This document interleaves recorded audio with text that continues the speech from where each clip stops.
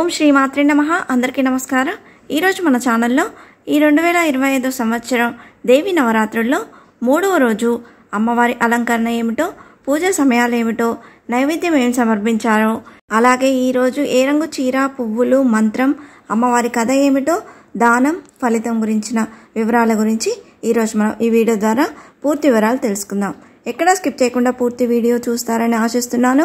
అంతకంటే ముందుగా ఇంతవరకు నా ఛానల్ సబ్స్క్రైబ్ చేసుకునే వాళ్ళు ఉంటే సబ్స్క్రైబ్ బటన్ ప్రెస్ చేసి పక్కనే ఉన్న బెల్ ఐకాన్ ప్రెస్ చేసి అలానే ఆప్షన్ ప్రెస్ చేశారంటే నేను పెట్టే ప్రతి వీడియో మీ నోటిఫికేషన్ ద్వారా మొదటగా చూసేయవచ్చు. ముందుగా వీడియోలోకి వెళ్ళిపోదాం. ఈ 2025 సంవత్సరం దేవి నవరాత్రుల్లో 3వ రోజు సెప్టెంబర్ 24 బుధవారం రోజు వచ్చిందండి. ఈ 3వ రోజు తిథి ఆశ్వయుజ శుద్ధ తదియ తిథి.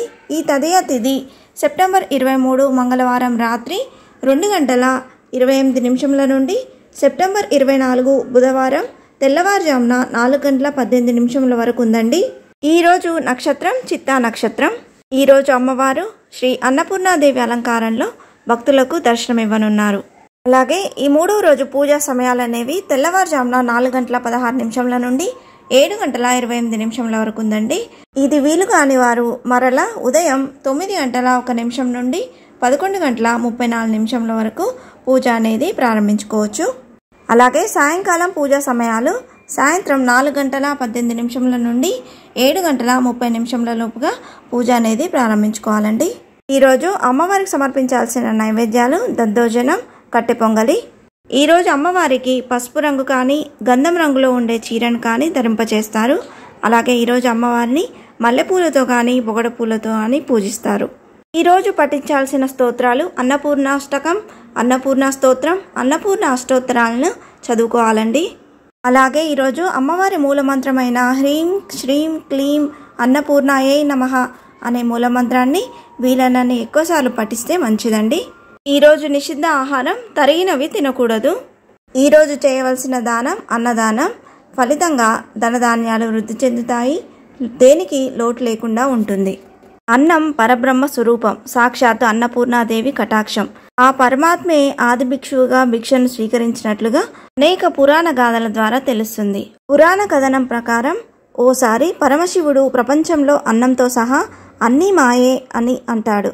భక్తుల ఆకలిని తీర్చే అమ్మ అయిన పార్వతీదేవికి శివుని మాటలు నచ్చక కాశీ విడిచి కనిపించకుండా వెళ్ళిపోయిందంట.